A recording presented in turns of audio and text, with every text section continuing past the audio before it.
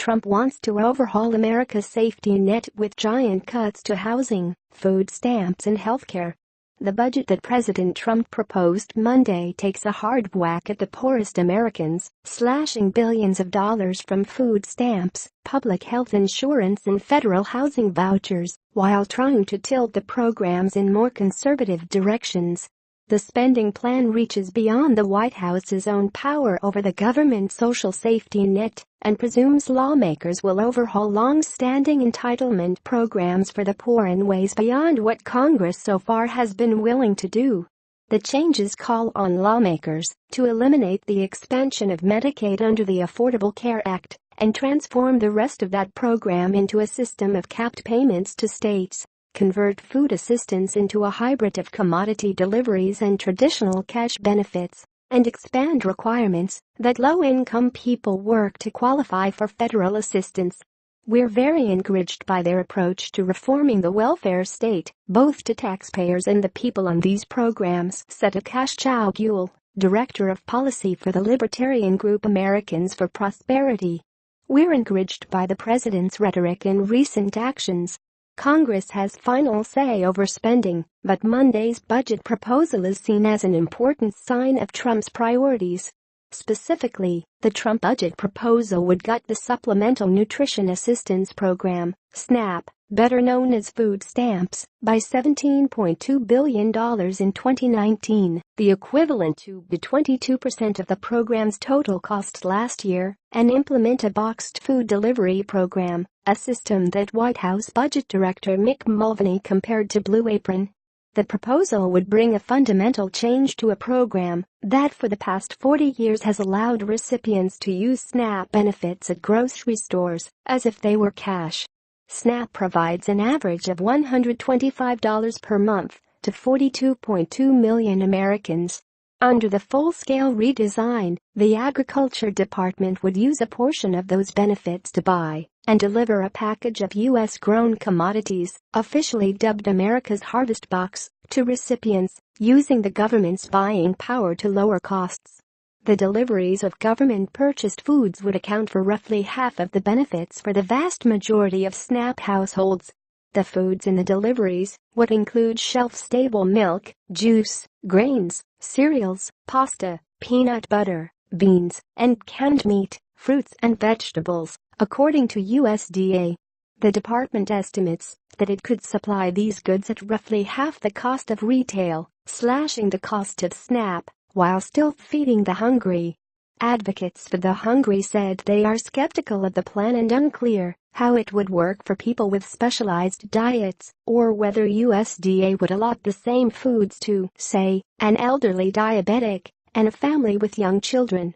The president's budget proposes to replace in significant part the very successful current system of having SNAP recipients use debt cards to purchase food through grocery stores, supermarkets, farmers markets, and other normal commercial channels with a Rube Goldberg-designed system of commodity distribution via food boxes that will be administratively costly, inefficient, stigmatizing, and prone to failure, and that will return the country to Depression-era anti-hunger approaches, Jim Whale, president of the Food Research and Action Center, said in a statement.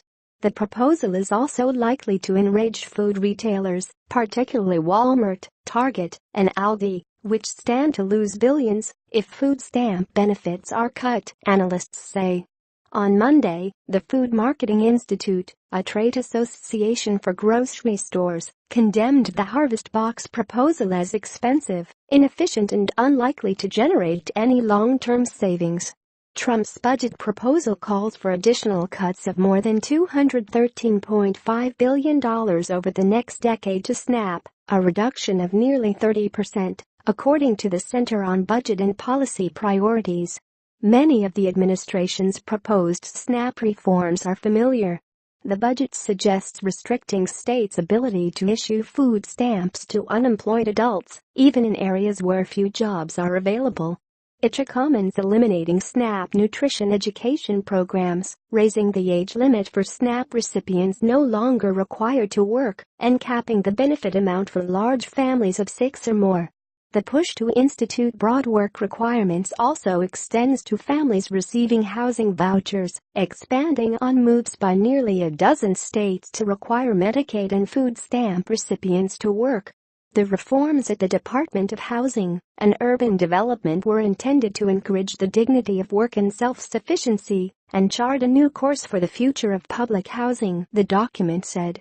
Trump's proposed budget for the 2019 fiscal year includes a 14% cut to HUD, amounting to $6.8 billion below the agency's current $48 billion spending. That's an even deeper cut than his previous year's proposal, which had been the most dramatic cut to HUD since the early 1980s. The proposal would eliminate the entire fund for public housing capital repairs, a savings of nearly $2 billion a year. The cut comes at a time when public housing faces a $40 billion backlog of capital needs, said Diane Yentl, president and chief executive of the National Low-Income Housing Coalition. In New York City, about 80% of public housing tenants suffered heating and hot water outages in recent months because the aging boiler systems are in desperate need of repair, Yentl said. Trump also proposed cutting a federal housing subsidy program, known as Section 8 vouchers, by nearly $1 billion, which Yentl said would affect more than 250,000 low-income families. The proposed HUD budget, like last year, would eliminate funding for community development block grants, which play a key role in disaster recovery, as well as grants to states and local governments to increase homeownership for the lowest-income Americans. On healthcare for low-income Americans, Trump's budget calls for cutting federal Medicaid funding substantially over the coming decade. This would occur, in part, by eliminating the Medicaid expansion adopted by nearly 3 dozen states under the ACA to allow residents with slightly higher incomes to join the program, something Congress would need to approve. In addition, the budget would end Medicaid's half-century as an entitlement, in which the federal government gives each state a certain share of the expense of covering every resident who is eligible. Instead, the program would be converted to a system in which the government provided either a block grant or a per-person cap, while freeing states from federal rules for medical benefits and eligibility. Yearly increases would be tied to inflation, which typically rises more slowly than spending on medical costs. To pay for part of this switch, the spending plan also would, starting in 2021, end the subsidies that help more than 4 in 5 Americans with ACA marketplace coverage pay for their insurance premiums. The contours of these healthcare changes are patterned after a Senate Republican proposal to repeal the ACA, sponsored primarily by Sens. Lindsey Graham, RSC, and Bill Cassidy, RLA, that failed last fall. Dan Mendelsohn, president of the Washington-based healthcare consulting firm Avalier Health, said the Medicaid parts of the budget are rhetorical because consensus does not exist in Congress for changes of this scale. But Mendelsohn, a former official during the Clinton administration, said that other parts are more realistic, including an experiment with allowing a few states to create formularies, sidestepping a rule that requires Medicaid to pay for every drug on the market. All of the deep cuts to the social safety net that Trump proposed last year were rejected by Congress on a bipartisan basis, and the budget bill passed by Congress last week increased spending amounts in discretionary programs. But Yentl said she fears the cuts in Trump's budget proposal lower the bar for what's considered acceptable. The president's budget request is always considered dead on arrival in Congress, especially in an election year, Yentl said.